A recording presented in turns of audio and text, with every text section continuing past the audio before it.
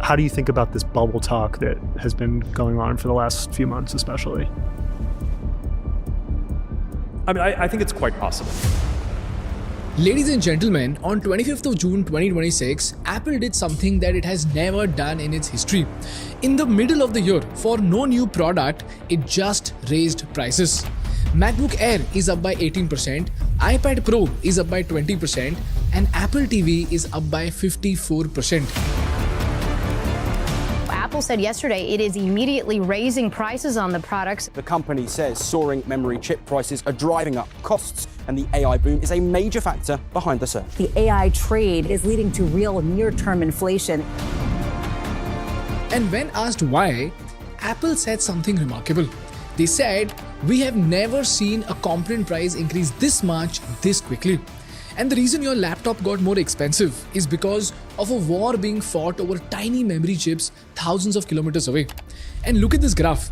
In 2020, before ChatGPT existed, the 4 biggest US tech companies spent combined $90 billion on capex. In 2023, they spent $147 billion.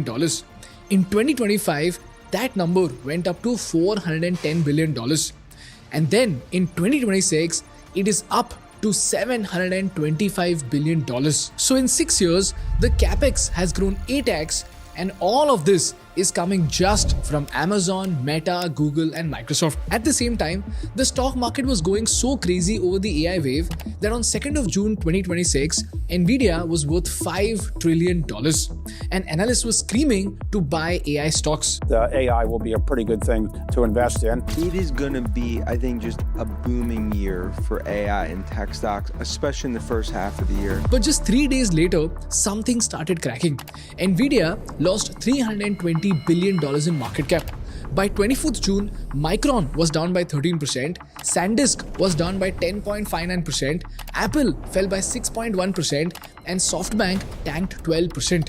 On top of that, OpenAI delayed its IPO, and slowly warnings are coming from the smartest people on earth. We are right now rising close to the same level in 2000. So what's the end? Is it a bubble that bursts eventually? I think it is, yes. The problem with the AI capex boom is not only is it immense, but a big chunk of it is funded with debt. And that train doesn't stay restricted. It spills over into the rest of society. The second thing that happens when people get very excited, as they are today about artificial intelligence, for example, is every experiment gets funded. This is a kind of industrial bubble as opposed to financial bubbles. Now, looking at this madness, I went back to understand all the bubbles in history. I read the Wall Street Journal, the Financial Times, the CNBC transcripts, and even the JPMorgan gap analysis to understand why does Ray Dalio call this a textbook example of a bubble. And by the end of this video, you will understand better than 99% of Indian investors whether this is the greatest business bet in human history or the greatest bubble ever inflated.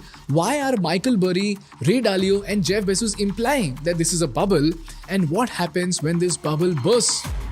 Before we move on, if you're a manufacturer or if you run an e-commerce store, Odoo has something very special for you. Odoo understands that as a business owner, you are already juggling between 3 different tools, one for inventory, one for accounting, and one for sales. And every single day, something slips through the cracks even with your best efforts. Some order goes missing, the stock count doesn't match, the customer calls get lost between 2 teams, and hours are wasted just keeping these disconnected systems alive.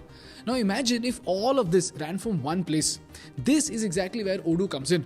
Odoo is an all-in-one business management software that brings together 45 easy-to-use applications under one roof. So whether you are managing sales, invoicing, inventory, projects, or even building your own website, Odoo runs everything from a single platform. So no more juggling and no more messy integrations.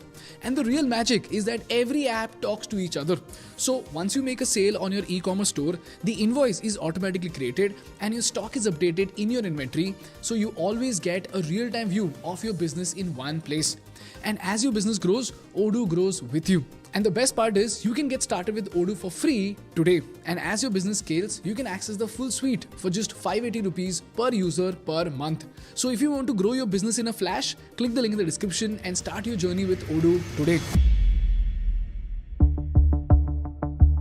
This is the story of one of the greatest bets in human history. Before we go anywhere, let me install a mental model in your head, because if you don't understand what a data center actually is, none of the numbers will make sense. Imagine your phone. When you type a question into ChatGPT, your phone doesn't just answer by itself.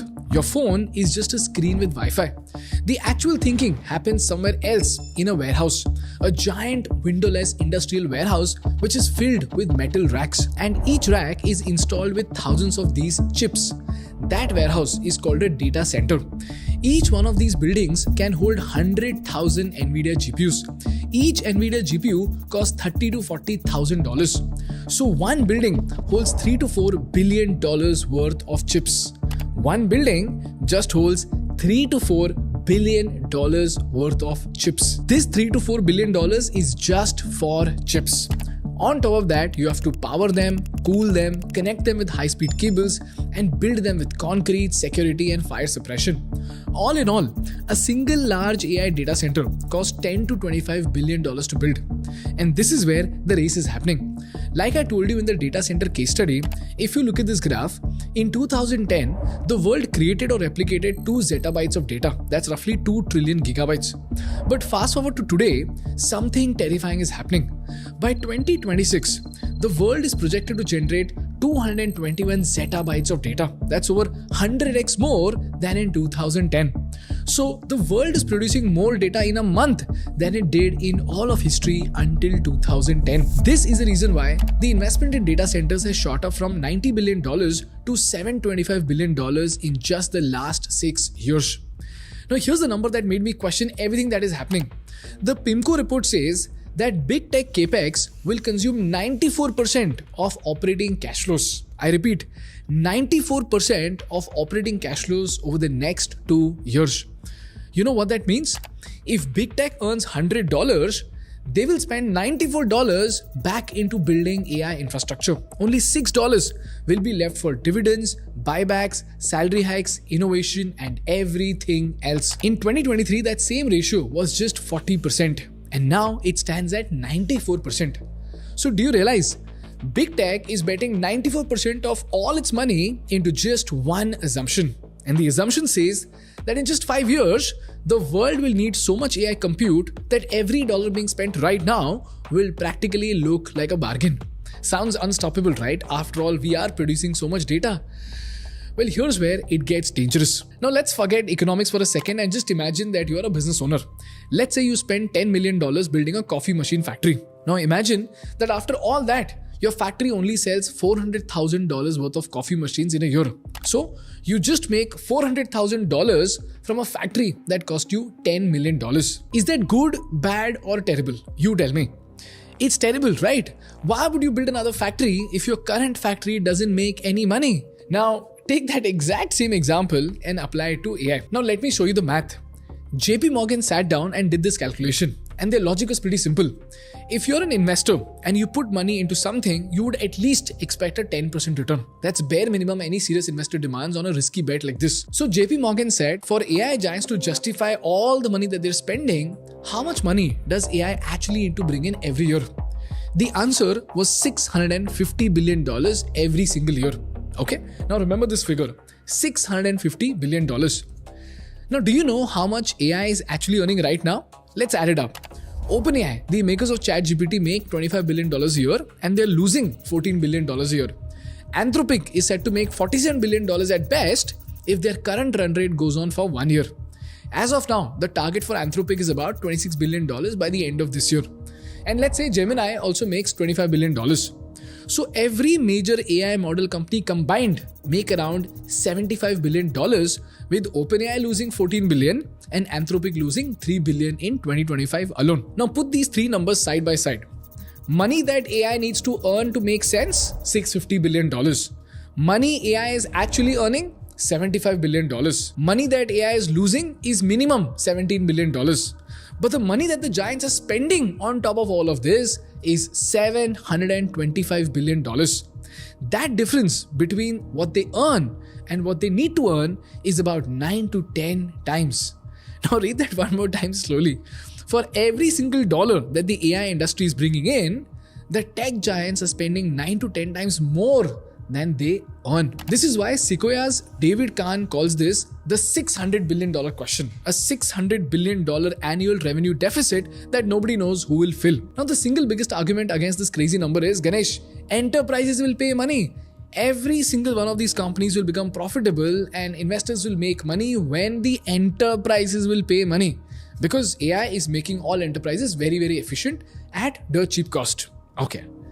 Well, that is not the right argument, because even I thought the same, and then I found the surveys. McKinsey says 73% of enterprise AI deployments are failing to achieve projected return on investment. BCG says only 5% of companies are seeing substantial ROI from AI.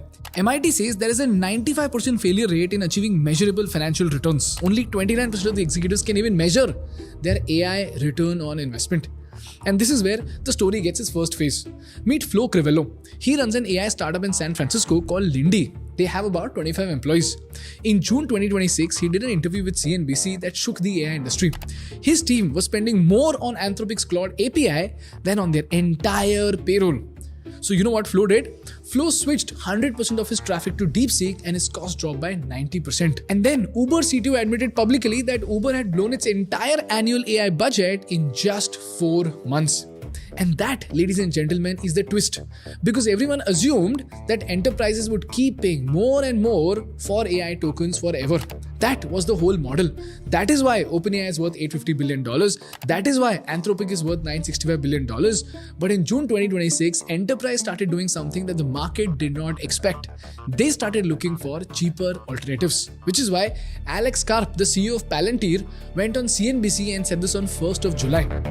Every single enterprise I deal with, they're like, I am paying for tokens that create no value.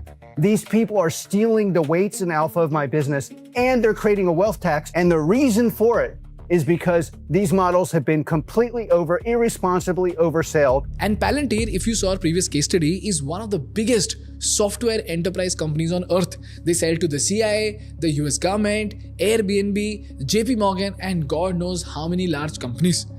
And the CEO of that company is telling you that something has completely gone wrong. Now at this point, I know exactly what you're thinking. You must be thinking, yeah Ganesh, this is a rich man's problem. Nvidia losing 500 billion, Sam, Dario, Sundar, they're all billionaires. How am I getting affected by all of this? Well, let me take you to South Korea and show you how. This is a factory in South Korea that is owned by Samsung. This factory makes a very specific kind of memory chip called DRAM. The same DRAM that goes into your laptop, your smartphone, your Xbox, and even your washing machine.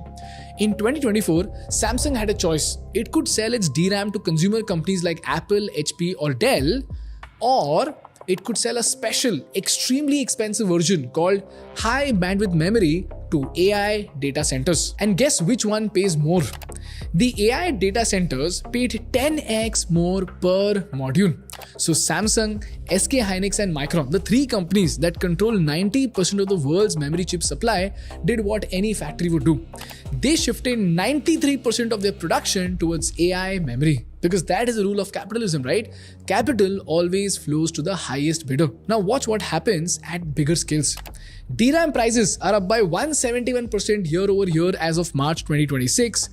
DDR5 memory are up 4x since September 2025. Contract price for PC memory is up by 105 to 110% in 1 quarter. In fact, Dell CEO said that the price of 1 gigabyte of DRAM went from $0.43 to $2.39 in just 6 months. That is a 5.5 times increase in price. In fact, that is why on 25th of June 2026, Apple did something that it had never done before. In the middle of a product year, Apple simply raised their prices. This is the reason why they said, we have never seen a component price increase this much, this quickly. We've shielded our customers from these increases so far, but now we've reached a point where we need to begin raising prices. Now that is Apple telling you this, guys. The richest, most vertically integrated tech company in the world is telling you that they cannot absorb this cost. That is how you are paying the AI tax. But this is where a scary question arises. If enterprises are moving off Claude to save 90%, if Apple cannot absorb cost anymore, if the ROI is broken, then why are Amazon, Microsoft, Google and Meta still spending more? Well, the answer is one of the most fascinating concepts in economics, and it explains every single bubble in human history. It's called the capital cycle. In this cycle, there are 4 steps. Step number 1, high returns attract capital. Step number 2, capital keeps flowing until overcapacity is built. Step 3, return overcapacity eventually results into collapse. And step 4, everyone dies except a few survivors who eventually make a fortune when demand catches up. And every bubble in modern history has followed this exact same pattern. Let me show you how. In 1996, the US passed the Telecommunications Act because just like AI, the internet back then was a life-changing technology which was exploding in demand. The story was so intoxicating because it was clear to the world that internet was the future, data traffic was exploding, and everybody just knew that bandwidth demand would grow forever. Some founders even believed that internet traffic would double every 3 months. So money came pouring in to build the fiber optic cables. And then came the flood. Several companies raced to lay fiber optic cables across the country. And in just 5 years after that act, telecom companies poured more than $500 billion into cables, switches, and networks. And if you look at the financials of these companies, you will see why the AI bubble is very similar.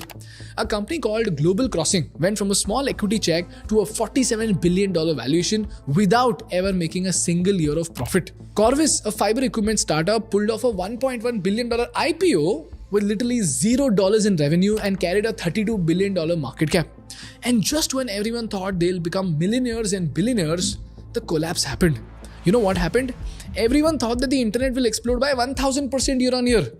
But the internet traffic only exploded by 100% year on year, which was great, but not great enough to justify the cost of investment. You know how much of this installed fiber was actually utilized?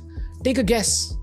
50%, 20%, 10%, at least 5% must have been utilized, right? Well, guess what? By early 2000s, as little as just 2.7% of the installed fiber was actually carrying data. Over 95% sat unused underground. That is how trillions of dollars of cable got buried without earning anything. So when there was no revenue, bandwidth prices collapsed by up to 90% and the giants started failing. WorldCom, after hiding $3.8 billion of expenses to fake profits, filed the biggest bankruptcy in US history. Global Crossing, that $47 billion darling, went bankrupt. And in total, the telecom crash wiped out $2 trillion of market value, with stocks going down by 95%. And then came step 4, the survivors. Now here's where the twist comes in, which makes it the perfect mirror for AI. Those fiber optic cables did not vanish. They stayed in the ground, and within a few years, demand finally arrived. YouTube happened, streaming started, cloud storage became a real thing, and smartphone became popular. And suddenly, the world needed exactly what had been overbuilt. So the survivors bought the wreckage for dirt cheap prices, and that wasted cable became the physical backbone of the modern internet, the same infrastructure that made Google, Netflix, and AWS possible. So do you realize the technology was real? The internet did change everything, but the bubble still burst. Why? Because the demand was exploding, but not so much to justify overcapacity. So the technology survived, but the companies that built did not. Now here's what the pattern looks like. Britain in 1846 authorized 9,500 miles of track, and 1/3 of it never got built. And then the bubble burst. America in 2000 laid millions of miles of fiber, and 97% of it was unused, and eventually the bubble burst. In 2026, America alone is building $725 billion of data centers per year, and we don't know how much of it will actually be used. So the question is, will it all be worth it and become the greatest tech story ever told, or will it go down as the greatest bubble in world history? Only time can give us the answer. So, is this definitely a bubble? Well, we don't know that yet. Why? Because the companies in the telecom bubble were funded by debt and they were losing money. But Nvidia earned $120 billion in net income last year, and Microsoft, Google, and Amazon are literally the most profitable enterprises in human history. So they won't collapse like other weak companies. Similarly, at the 2000 dot-com peak, the Nasdaq 100 forward PE was about 60x. Today, it's around 26x. It's higher than normal, but nowhere near the insanity of 1999. So if anyone tells you for certain that this is a bubble, they're lying to you. And anyone tells you that it is definitely not a bubble is also lying to you. Because the truth is uncomfortable and it's somewhere in between. There is a very high possibility of a bubble, but not a certainty. The technology is real, the revenue is real, and we're not betting on whether AI changes the world or not. We are betting on whether the price for it actually makes sense or not. So now the question is, what exactly is going to happen if the bubble bursts, and what if it doesn't? Well, there are two possibilities. Path 1, the bubble pops, jobs are lost, the Nasdaq crashes and every big tech company slams the brakes on spending, and that spending is what feeds our Indian IT and service sector. So your cousin's first coding job disappears before the boom can catch him. Path 2 is that the bubble doesn't pop. Instead, to justify those trillion-dollar valuations, the company will try to race towards profit. So the price of AI, as in the token cost, will shoot up, and suddenly only the giants will be able to afford AI. So the cheap AI tools that you use today will eventually become a luxury. So a lot of AI products might die not because the tech failed, but because it just got too expensive to run.